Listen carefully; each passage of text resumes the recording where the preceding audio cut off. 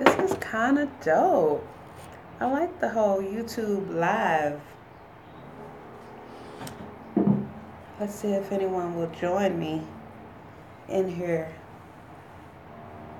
on this beautiful Thursday afternoon. Let's see if I get anybody in here. What's up? What's up? What's up?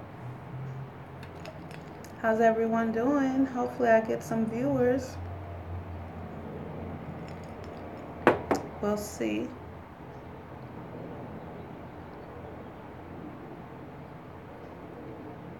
My neck hurts.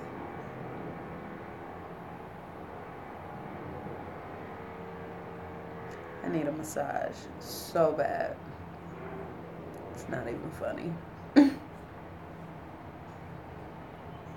What's up, everybody? What's up, guys and gals? Dudes and dolls? Want to give y'all a 30-day challenge. Give you guys a 30-day challenge. Because we're all about personal growth, enhancing, getting better, being better than we were yesterday, being a better person than we were last week. It's all about growth, man. You know, if you're not growing, you're just staying stagnant, and nobody wants that. It should always be about growth, moving forward, progressing in this life, no matter what it is, you know? And it all begins with our speech. It all begins with the words that we put life into. So the 30-day challenge is to not complain for 30 days. 30 days of no complaining. 30 days of stopping yourself when you feel the urge to complain and finding something to be thankful for instead. 30 days of positive thinking. Hey, how's it going? Welcome to my live. Can you believe I'm live? I'm doing a live video. I was in my friend's place working, connected to the Wi-Fi. And so I figured I'd come on here and add my live video to YouTube. I think have I gone live on YouTube? I don't even know. I don't think I've ever gone live on YouTube. So I just wanted to come on here. That's right. We are moving up. And you know what this whole 30-day challenge is? It's about moving up. It's about moving forward and progressing. You know, there's a lot of people in my life right now that, I won't say in my life, that are around me. I won't say that either, because they're not like around me, but people that are kind of present in around me online, I'll say. They kind of have an online presence in my life. And concerning my business or even just my life, they hear and see so much positivity. When it comes to my business, I have people now that are inboxing me and asking me to help them, asking me for suggestions. And I'm still at the beginning of growing my business myself. But when they hear me talk, when they see me, from their standpoint, I have to be farther than I am. So, of course, they want to come and get advice from me. And it's only because of the words that I choose to speak life into. I don't speak life, and I don't entertain negative words. I don't entertain complaining. It's useless. It's useless, and it's detrimental to your growth and your progress. So, you know, if you want to be better, if you want to reap profits from planting healthy seeds, you have to speak life into those seeds. You have to, instead of using your voice to complain, use it to be thankful. Even if at the time you go to complain, the only thing you can stop yourself and think about to verbally be thankful for is the fact that you have a voice to speak, to even complain with. That right there is something to be thankful for. Do you know how many people out here are mute and cannot speak? Or how many people, due to maybe some of their own poor choices with smoking or whatever, have a trachea and need help to talk, or just can't talk at all? So instead of using your gifted voice to complain, use it to be thankful. Use it to speak life for the one pair of shoes that you have. You can only wear one pair at a time anyway. So why complain that you only have one pair of shoes and you're wearing the hell out of them? Well, be thankful for that one pair of shoes. You know what I mean? Be thankful. Because someone doesn't have that. Someone does not have that. And I'm not talking about around the world. I'm talking about right here in the US of A, right here in North America. There's people out here that don't have whatever it is that you're complaining about. And you know what?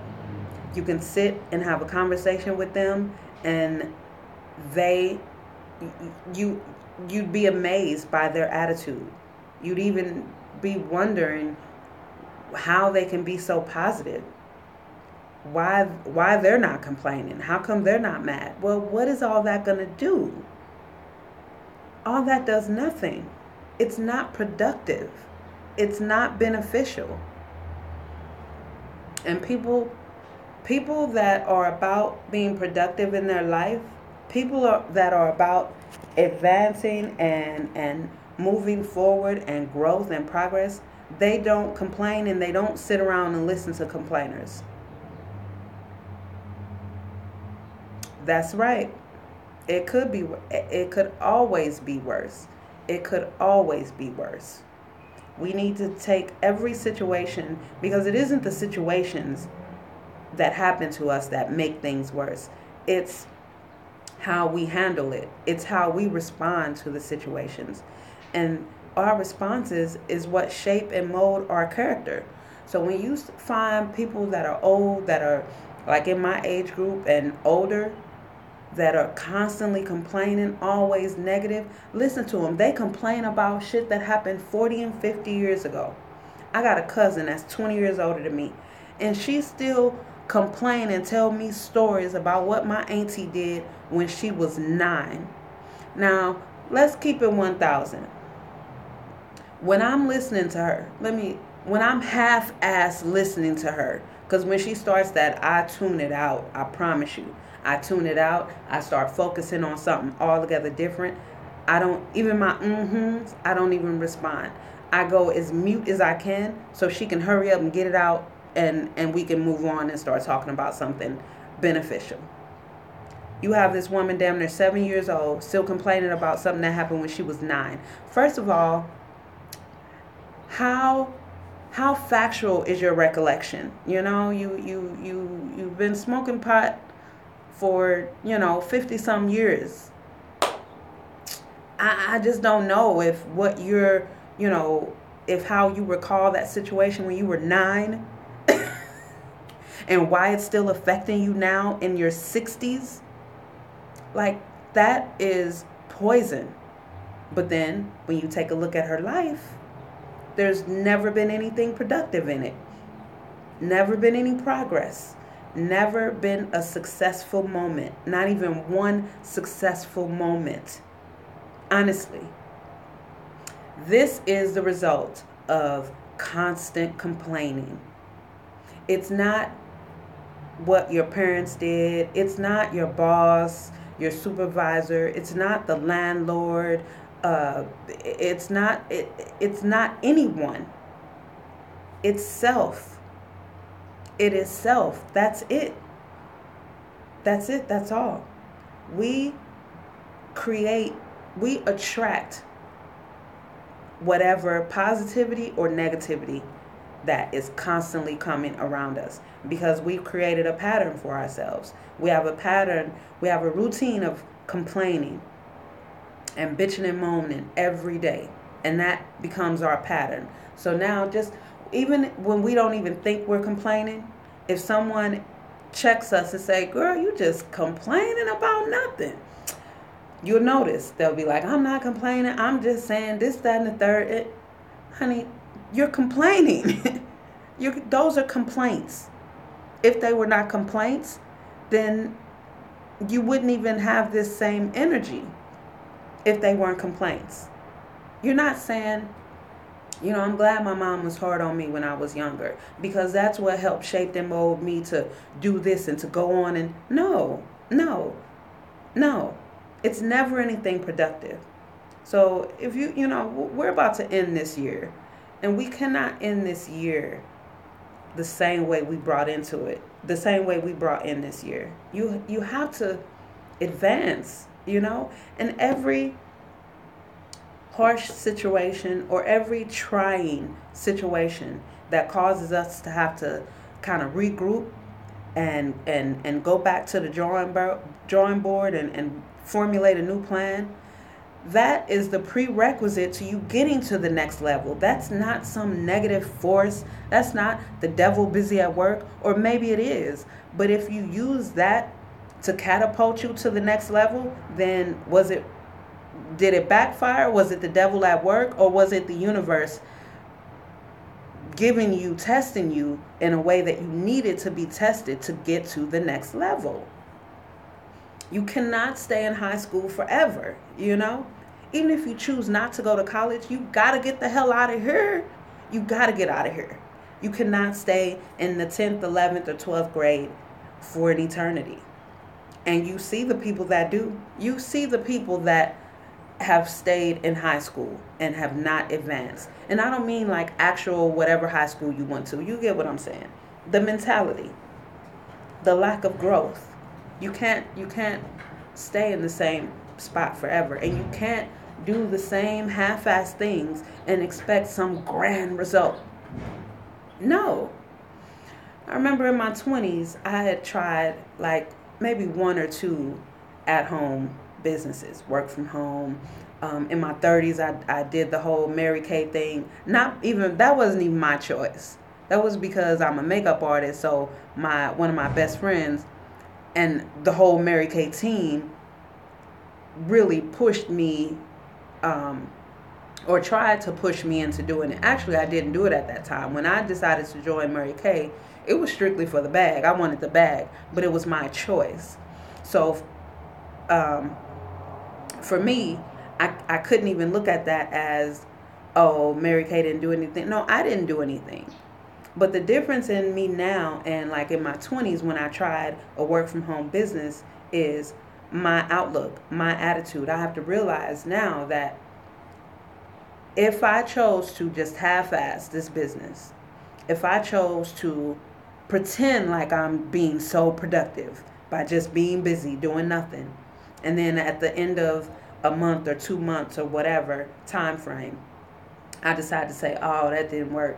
Well, here I am, 20-some years later.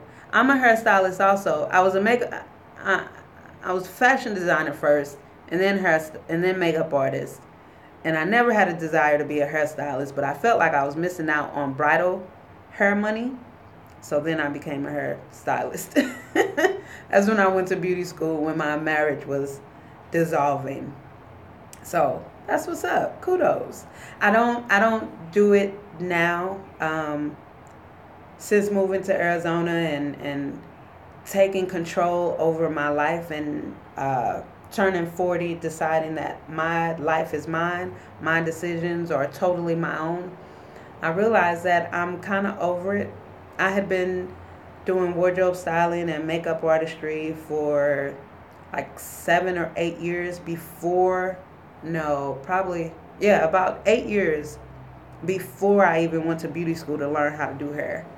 And the whole hairstyling, man, them complaints and that really just 29 years, man, kudos to you.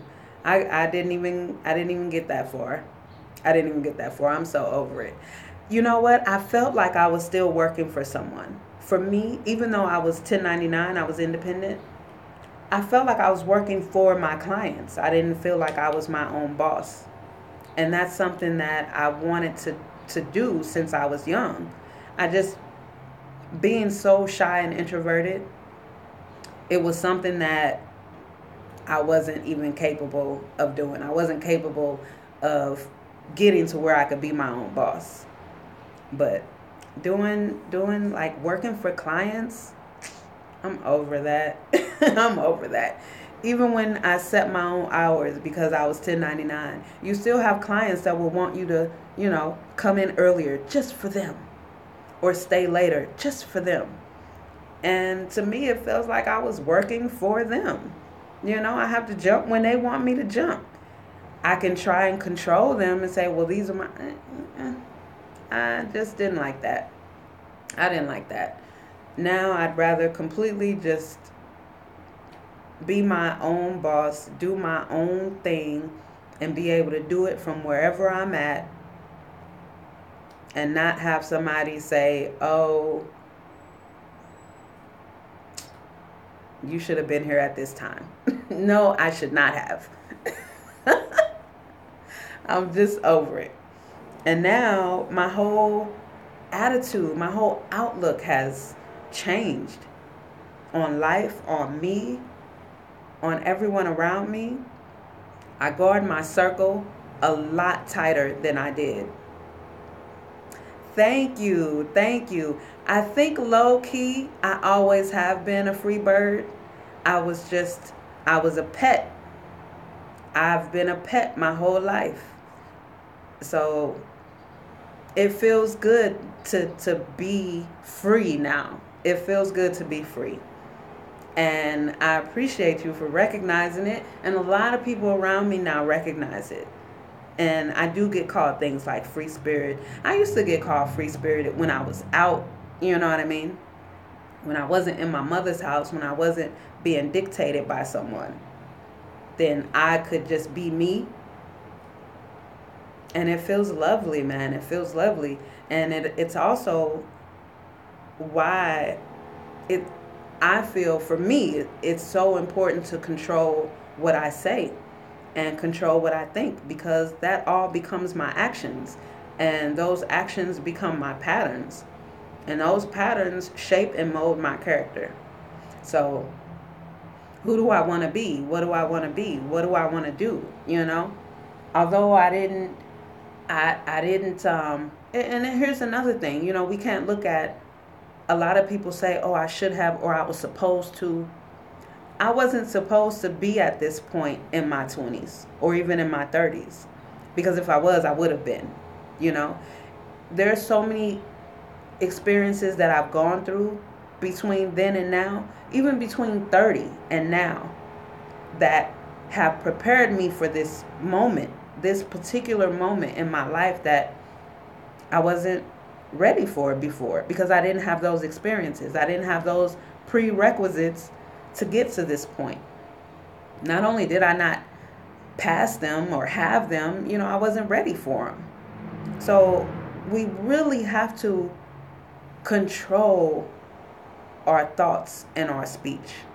There's times, and I think I've even done it on one or two of my YouTube videos, where I'll go to say something and I'm like, I don't want to say that. And I won't even finish it and just start saying something different. Because you got to think about what you're saying. You can't just, it becomes a time in adult life where it's unacceptable to say, oh, I wasn't even thinking. That's unacceptable. It's unacceptable. What are you, 7? You have to think. You have to think about the words that you're going to say as those words are coming out. It's totally unacceptable to, oh, I wasn't thinking. Oh, it's early. Oh, it's late. All of those are excuses. And those excuses hold us back from greatness, honestly. And, a lot of people say the word greatness, but that's real. Like, human beings are fantastic. Like, we are absolutely phenomenal. But we cut all of that down. We undermine our own selves by the constant complaining, the constant negative thinking, the constant viewing situations that we go through as things that are meant to hold us back. Like, some of my subscribers have heard me say when I told the story about my good girlfriend and her gym closing, and when she was like, the what did she say? The workout gods want me to be fat. And let me update you guys on that. She has changed her attitude since I left my comment, because it isn't about the gods, it isn't about the gym, it isn't about the people that you were going there to socialize with. These are all your choices. If you want to, you will. Period. Period. So now she has accepted and embraced the fitness center at her job. She goes there, she gets it in. And I guarantee you, because she's changed her thought and her speech from negative to positive, I guarantee you, give it 30 days. And she's going to have something good to say about someone she's met at the gym that she's connected with, or about the fitness center itself. Something. I promise you. And I'll update it in one of my YouTube videos, because she has altered her thinking. She's no longer thinking about it in a negative way. For some reason, honey, your time at XL Fitness is done and over. You've gotten everything you needed to get from there.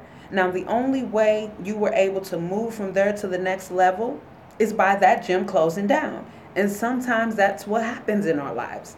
Things will either just get completely eliminated to where it's no longer an option. So now you have to do something different, because we become comfortable and complacent in situations. Once we get comfortable, we should tell ourselves, okay, it's time to move on. I'm too comfortable here. This is becoming too easy. It's time to move on. And this is why I say about high school, right? Because each grade, 9th grade, when you start off coming from 8th grade, yeah, the shit is hard. It's scary. It's different. But then you go to 10th grade, you may be nervous, but you're more excited.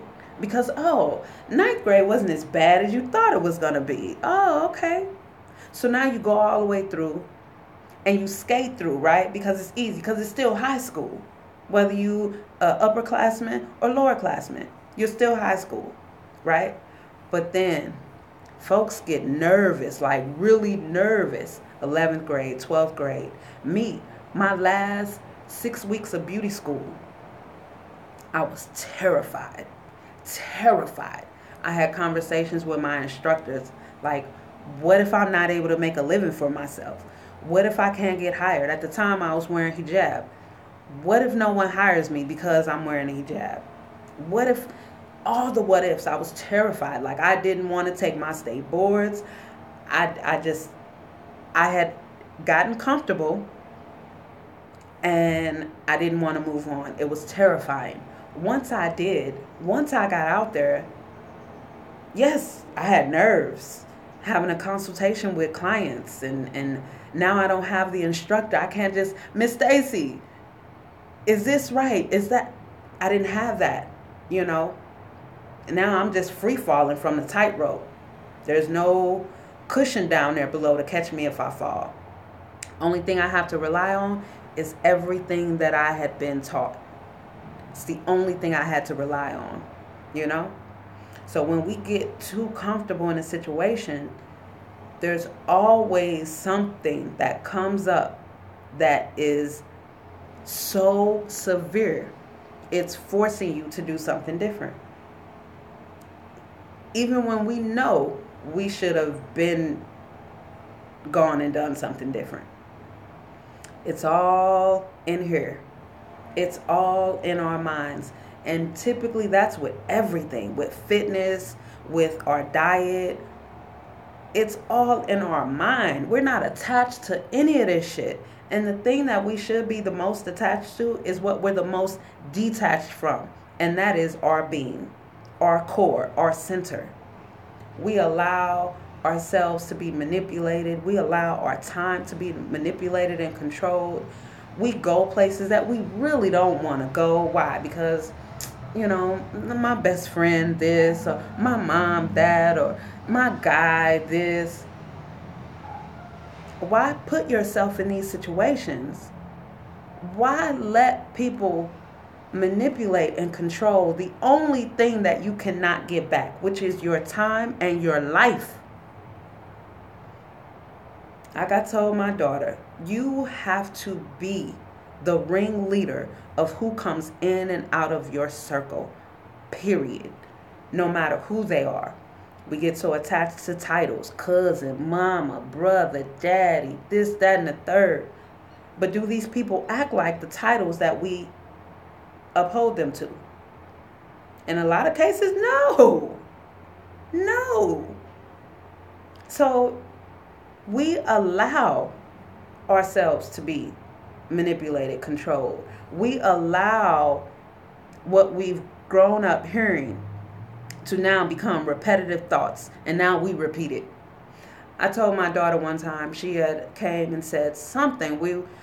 And this was when I was married, so it was my ex-husband and I and her, and we were talking about something. Jamaicans or Jamaican music, Jamaican food, something with Jamaicans. And she said, I heard Jamaicans don't like us.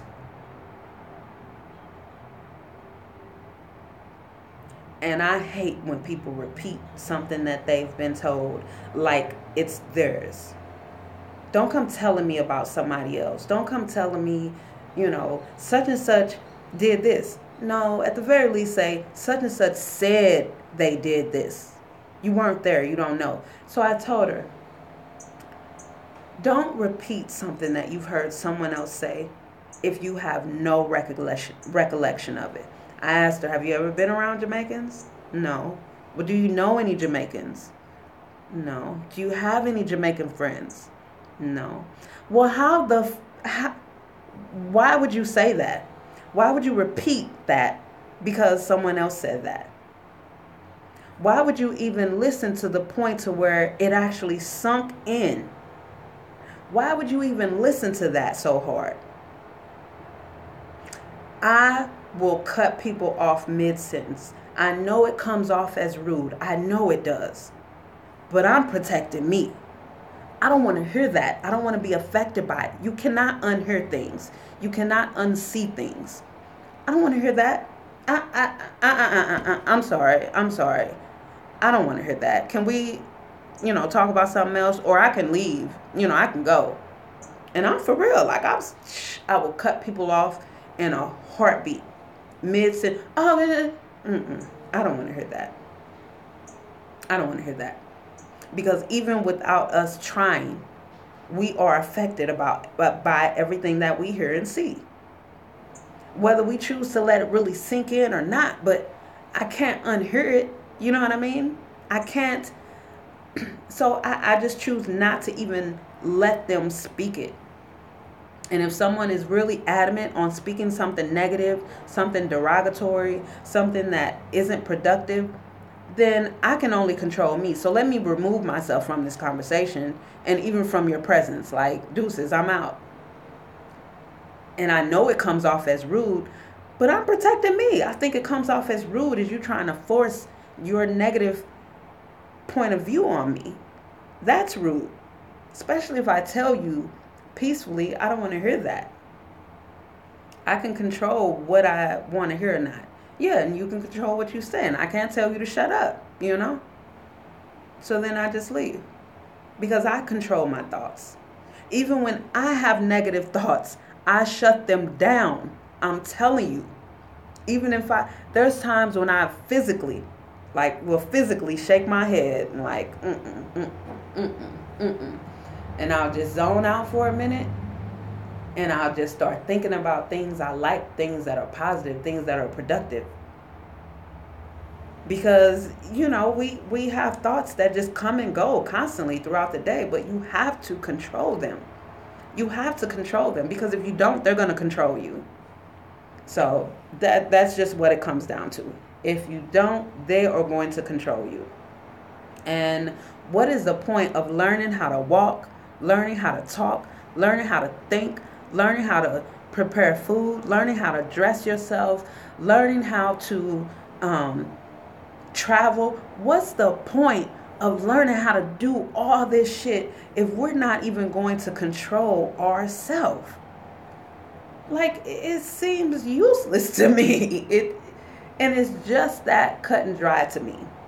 It's just that cut and dry. If I'm not going to allow someone to come and physically dress me, like telling me to lift my leg, put my leg in here, put this one in here, if I'm not going to allow someone to come and physically dress me, to physically bathe me, if at 43 I'm not going to allow someone to come and tell me, okay, Shalonda, it's time to take a bath. Okay, it's time to go to bed. Why would I allow someone to control what I think? It's different. No, it's not different. It isn't different. It's exactly the same. It is exactly the same. So, control your own thoughts. Control your own speech. Don't repeat things just because you heard it. If you're not going to research it for yourself, if you're not going to find out and fact check for yourself, then just shut the fuck up, you know? I mean, it's simple. Being quiet should be the easiest thing to do. It really should. But it seems to be the most difficult because people just, it's just manure, just deadly venom. And I choose not to listen to it. I don't give a damn if somebody called me rude because I don't want to hear your negativity. Sorry and shit. I don't know what to tell you. But Shalonda Elise, I'm not going to allow myself to be affected by people's detrimental language and thought patterns, especially not when I see that your life isn't even productive. Why would I listen to that? Your life is not even productive. I don't even have 1 second to listen to you say anything. I don't even want you to tell me where the nearest store is. Because knowing the way you think, you gonna send me the fucking long way. And it's right there. You know what I mean? Because of how you think. You just don't think things through clearly. Everybody knows the shortest distance between 2 points is a straight line. But all them negative thoughts, you're not even focused. You're unclear. You really don't even know. The only thing you know is, okay, somebody told you how to get there from a different direction. So now that is the only way you know, because you haven't done any research for yourself. You don't think for yourself. You didn't look to say, that seemed like that took a super long time. That seemed like I went out of the way to get there. Let me try. No. You just go through your whole life doing something in a way that someone else told you to do and never bother to try to find a different way to do something. Never. I can't associate with those types of energy. And I don't think anybody should. It's not productive. You see so many talented... I went to fashion design school in Chicago. And that was the first real big city I lived in. I'm from St. Louis, Missouri. Not a big city at all.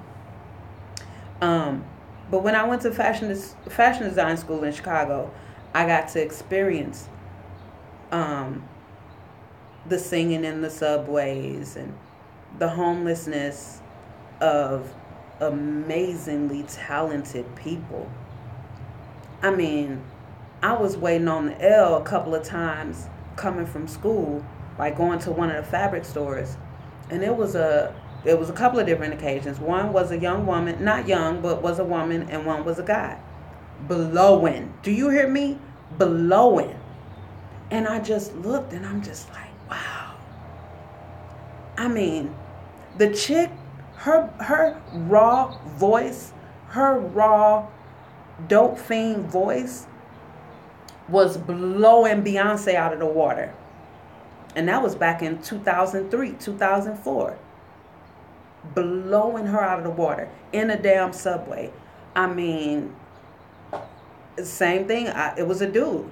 And I'm just like, This is what happens when you do not control your own thoughts, no matter what it is, no matter how it is.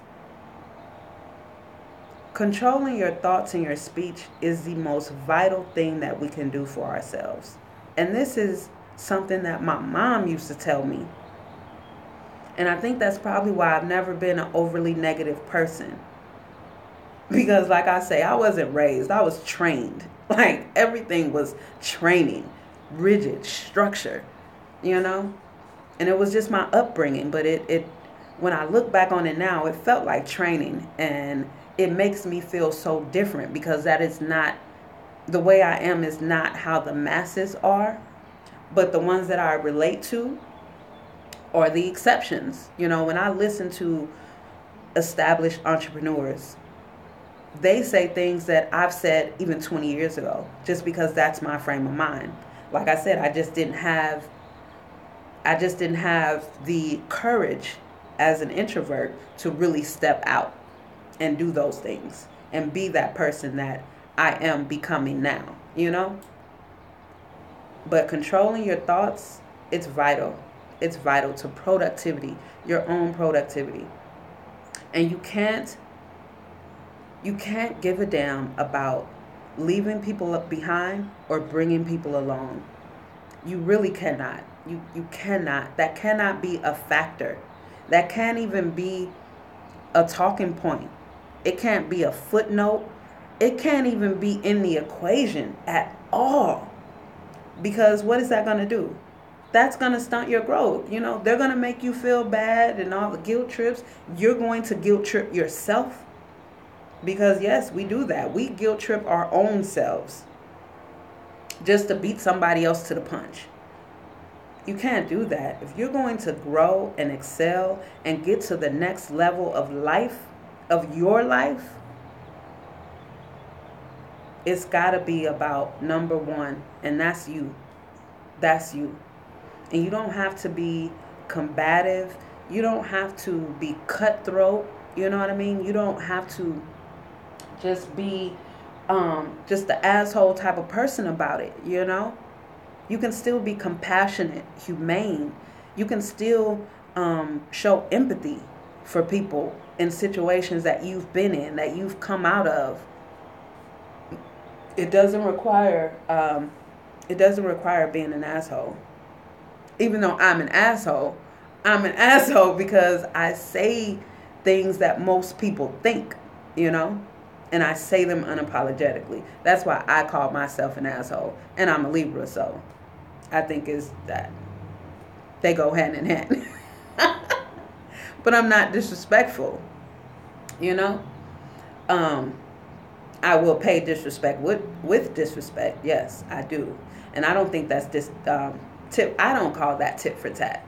For me, that's, you know, a fair exchange. Ain't no robbery.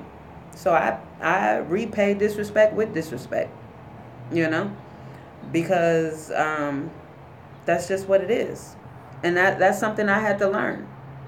Like I said, I've been a pet my whole life. You know, I've been controlled and dictated my entire life. I've been chewed up and spit out, baby. So at this point, it's time for the prey to become the predator and eat. Plain and simple. Plain and simple. And the only way I've been shown by the predators throughout my life how to eat is by looking out for number one. Yep. Looking out for number one. And it all begins with controlling your thoughts and your speech. So, 30-day challenge. I'm going to end this now so I can charge my phone.